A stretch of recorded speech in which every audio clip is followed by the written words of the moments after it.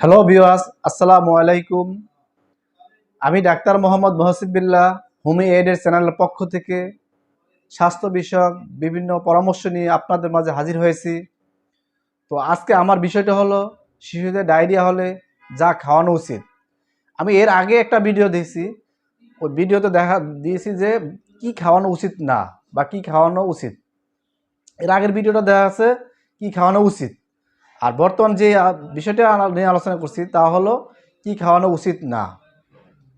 তো বন্ধুরা, আমি আমার মূল আলোচনা যাওয়ার আগে যারা আমাদের এই চ্যানেলটি এখনও সাবস্ক্রাইব করেননি তারা দয়া করে এখনই সাবস্ক্রাইব করে দিন এবং পাশে থাকা বেল আইকনটি স্কিপ করে রাখুন, যাতে পরবর্তী ভিডিওটি আসা মাত্রই আপনার কাছে নোটিফিকেশন চলে আসে।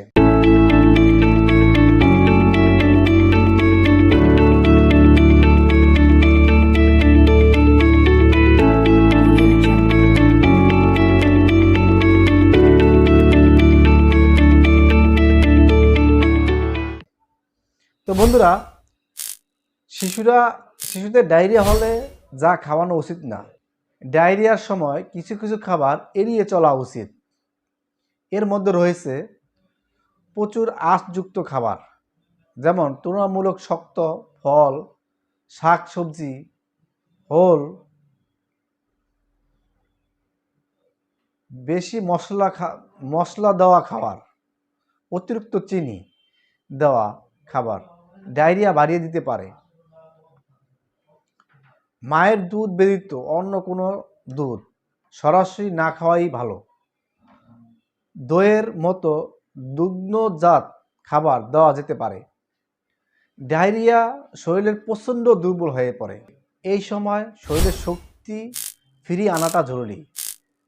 সেই কারণে স্যালাইন ও অন্যান্য তরলের পাশাপাশি যথাসময়ে শক্ত খাবার খাওয়াটা জরুরি। তাতে দ্রুত শক্তি ফিরে পেতে সহায়তা করে এবং সুস্থ হয়।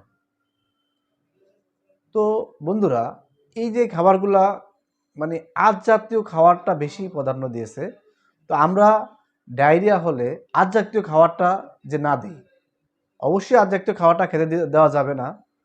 তো বন্ধুরা, আজকের মতো এই পর্যন্তই।